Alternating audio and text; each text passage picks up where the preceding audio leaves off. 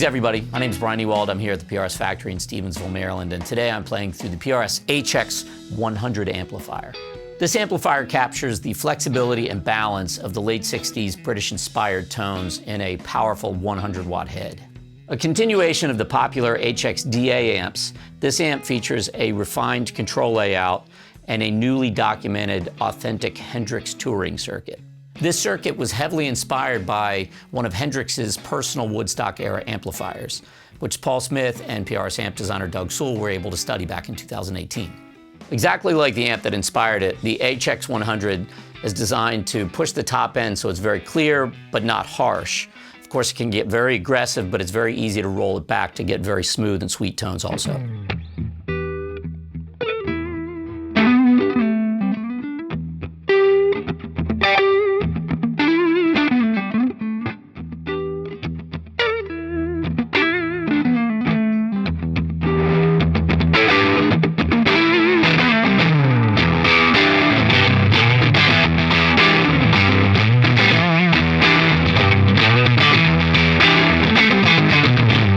The HX 100 is driven by 4 EL34 EH power tubes, the best preamp tubes available, and a custom-designed straight-edge output transformer. The power supply and filament design of the HX 100 make it extremely quiet. As a matter of fact, there's virtually no hum or hiss to this amplifier. I'm sitting next to it right now with it on. Both volume knobs are at about 60%. The amount of air that this thing is pushing right now in this room is considerable. You can hear. And the hiss is virtually unnoticeable. The only time I start to hear anything is pushing both volumes to their absolute maximum. It's still really quiet, considering how loud this is in this room right now.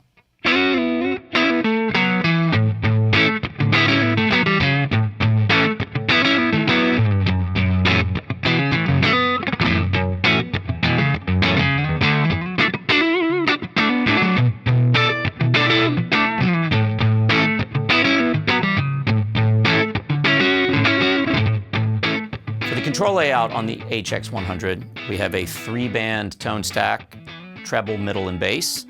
There is a presence control. This first MIDI toggle is a high mid gain. It actually focuses a gain boost just on that high mid-range frequency band.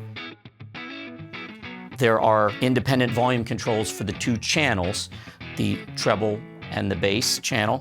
But as you notice, there is only a single input, which would differ from the original vintage amps. These channels are internally bridged, which adds a very modern convenience. You don't need to jumper the 2 channels. You can dial these 2 in to tastes to achieve a variety of tones. Then we have a 3-position bright switch.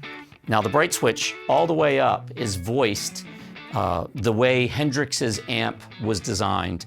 That being said, his amp was voiced to be turned all the way up. And as the volumes are turned down, the effect of the bright switch is more pronounced. So Doug and Paul took the original voicing of Hendrix's amp, but tailored it to be more usable and suitable for more reasonable volume settings. The middle position is a more traditional bright switch voicing, and down is the bright switch disengaged.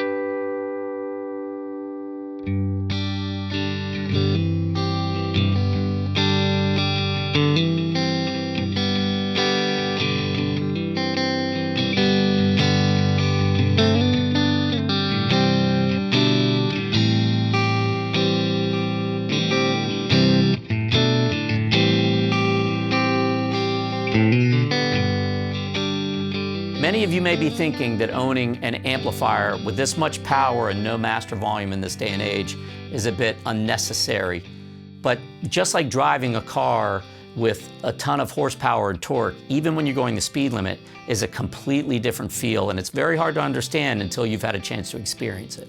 To get the wide array of tones that an amplifier like this is designed to deliver, there will be times that it needs to be opened up, and it can get pretty loud pretty quick.